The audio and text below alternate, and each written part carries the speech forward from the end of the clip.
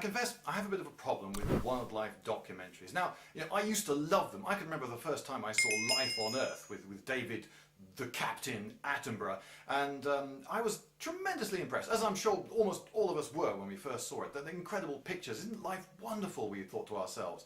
Now, of course, a lot of the pictures we were seeing was sort of fake to the camera. A lot of the shots of fish, for instance, were actually shot in aquariums and so forth. But what the heck, it was amazing stuff. But as the years have gone by, to be honest, my patience has somewhat waned. They're just so blinking fake. And I hate the way so many of them are narrated. You'll hear the narrator say something like, Chikente stalks through the... No, not Chikente. This is a cheetah. Cheetahs don't have names. Chikente, this completely made-up name for this cheetah. Chikente doesn't know that she's called Chikente, does she?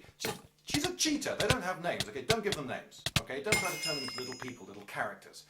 Chikente is stalking through the woods. She's worried that her cubs won't have... No, don't put thoughts into her head. You don't know what a cheetah is thinking. It's quite possible the cheetah's not thinking anything at all. Maybe they're just following instinct.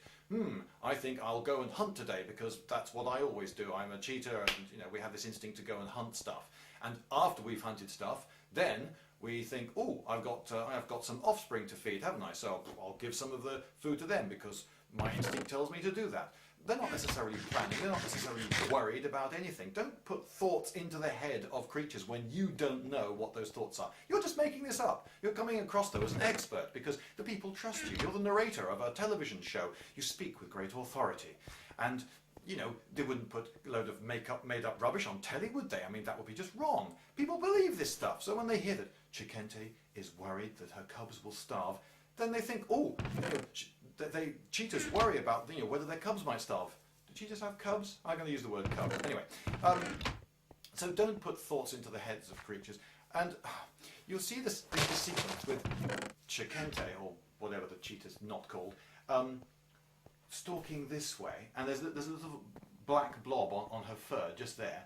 And then she stops and looks, and then you see a shot of a gazelle or something looking round, and then back to Chikente sneaking off, and then the gazelle goes back innocently to grazing, and then Chikente is sneaking around. But now that the dark blob is over here, so it's as though they've actually taken the footage and flipped it round because they needed a shot of a cheetah going left to right in order to put into this sequence.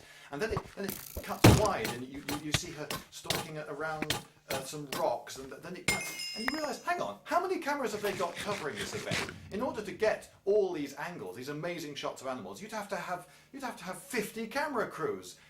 And of course you don't, do you? Because that's not how it's done. What they do is they send out one or two cameras, and they just say, get a load of shots of cheetahs, and then we'll edit them together and try to make a sequence out of it, and then come up with some cock and bull story that we can get a narrator with an authoritative voice to read, give the cheetah a name, because people love that, and project thoughts into her mind, and you see, it's fakery. I don't like it, and I wish they'd stop. Because, I love the beautiful pictures. I just wish they'd stop the bullshit.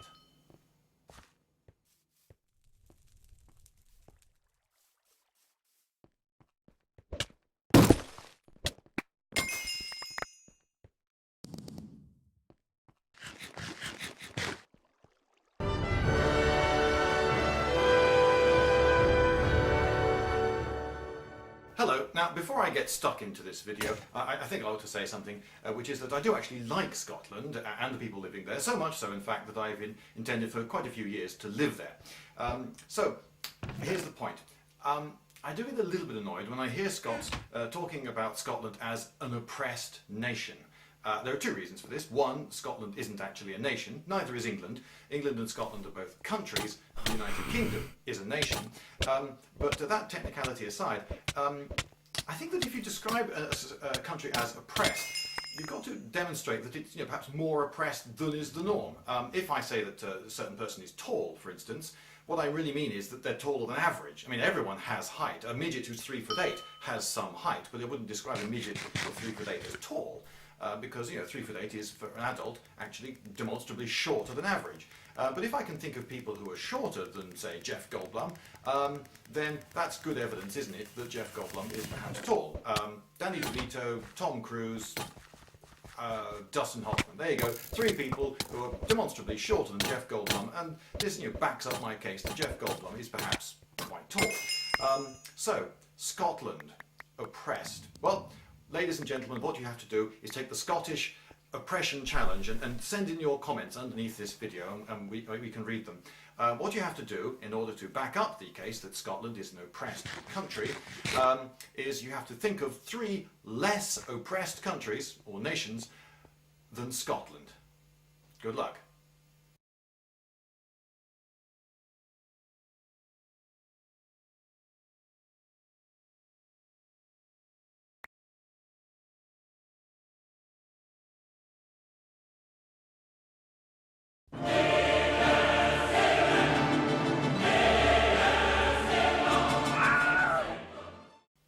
Hello, and today I'm going to rant about global warming theory. Yes, now I'm going to create for you a little sort of structure, an edifice, to represent global warming theory. I hope that's all right. Now at the top we're going to have this big circle, and I'm going to put GWT on this circle because this is the circle that represents global warming theory. And this is the idea, I'm sure you're quite familiar with it, that increases in man-made carbon dioxide emissions are causing the Earth to heat up. You knew about that, didn't you? Yes, of course you did. You can't possibly open the newspaper, listen to the radio, switch on your television, go on the internet, or even have a conversation in the pub without hearing all about it. Now then, before we start building our edifice to support it, let's imagine that we need a firm ground to base this on. Yes, and let's put a little bit of grass there and a little rocks, and because this is representing something solid. Yes, this is the firm bedrock. This is science. Okay, so what we want is something based on science that supports global warming. Well, first we're going to need some pillars of evidence, aren't we? Okay, right. Well, I'm going to concern myself just with 2 pillars of evidence. Now, there's an awful lot that can be said about these pillars of evidence, but I'm not going to say them. Instead, I'm just going to concentrate on the simple question of, does the pillar exist or not? And the first of these 2 pillars I'm going to label with CO2 and a little plus sign there. And what that means is this is the notion that mankind's carbon dioxide emissions have indeed been increasing. So, have they? Well, I think the answer is yes, they have. People have gone out, they've taken measurements, they've done research, they've looked at the number of cars in the world, the number of oil refineries, power plants.